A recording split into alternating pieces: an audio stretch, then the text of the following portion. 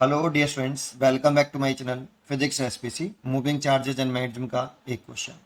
To ions having same mass have charges in the ratio 1:2. They are projected normally in uniformity field with their speed in the ratio 2:3. Ratio of radii of their circular trajectory is. ठीक है, solution. मान लो कि ये first ion है, ion 1, और ये ion 2। यहाँ पे कह रहा है कि दोनों का मास सेम है, सेम मास। चार्जेस का रेशियो दे रखा है तो Q1 Q2, तो Q1 और Q2 का रेशियो हमें दे रखा है 1:2.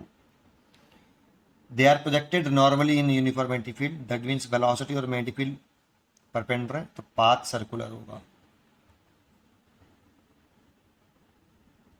ठीक है। स्पीड का रेशियो दे रखा है V1 और V2, इसका रेशियो दे रखा है V1:V2 2:3. रेडियाई का रेशियो पूछ रहा है, R1 R2 का रेशियो पूछ रहा है। ठीक है।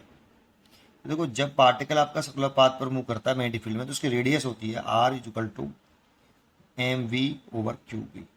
ये फॉर्मूला होता है। रेशियो निकाल लो, R1/R2।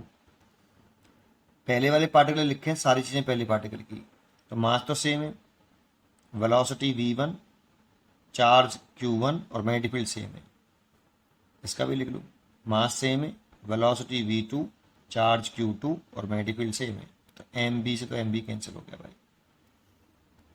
तो ये देखो, ये हो जाएगा V1/V2 और Q2/Q1। Q2 सबसे ऊपर चला जाएगा, तो V1 V2 का रेशियो दे रखा है हमें 2:3, और ये Q2 और Q1 का रेशियो है, लेकिन यहाँ पे निकालना पड़ेगा, उल्टा करना पड़ेगा इसको, तो 2:1, इसके लिए 2:1, दैट मीन्स 4:3।